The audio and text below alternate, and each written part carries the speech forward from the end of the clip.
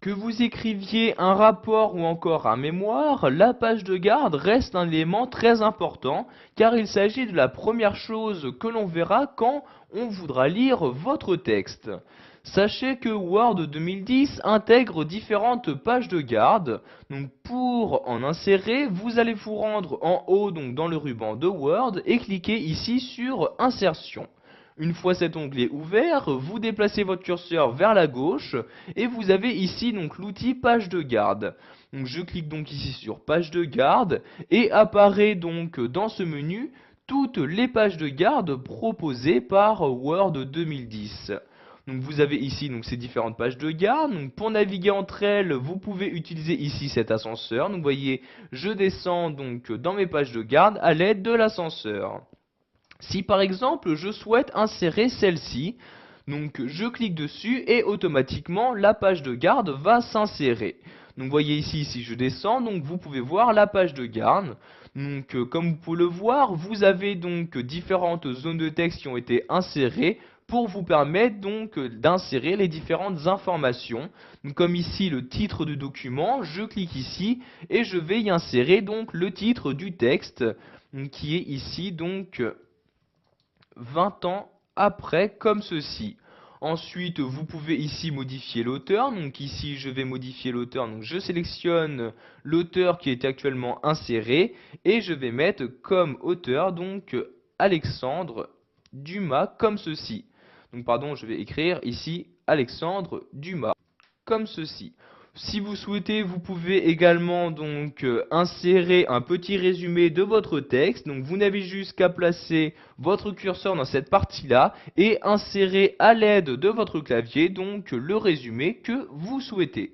Vous pouvez à tout moment personnaliser cette page de garde, donc par exemple insérer de nouvelles zones de texte, etc. Donc par exemple pour insérer une zone de texte, vous pouvez utiliser cet outil et insérer la zone de texte à l'endroit que vous souhaitez. Donc si vous souhaitez maintenant supprimer cette page de garde, vous retournez donc à gauche dans l'onglet insertion sur page de garde, vous allez tout en bas et vous cliquez ici sur supprimer la page de garde actuelle. Et comme vous pouvez le voir automatiquement, donc la première page, donc cette page de garde, a bien été supprimée de votre document.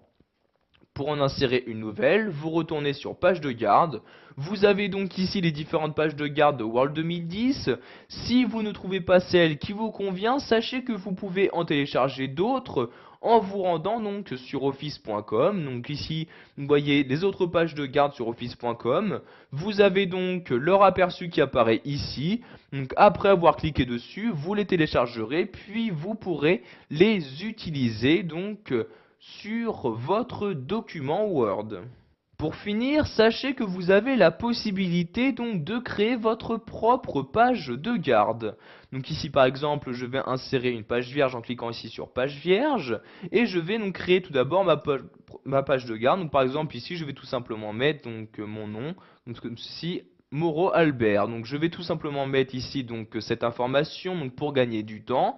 Donc si je souhaite donc utiliser donc cette page en tant que page de garde, donc je sélectionne tous les éléments de ma page, puis je vais donc sur page de garde et je descends tout en bas et je clique sur enregistrer la sélection dans la galerie de page de garde. Donc je clique sur le lien.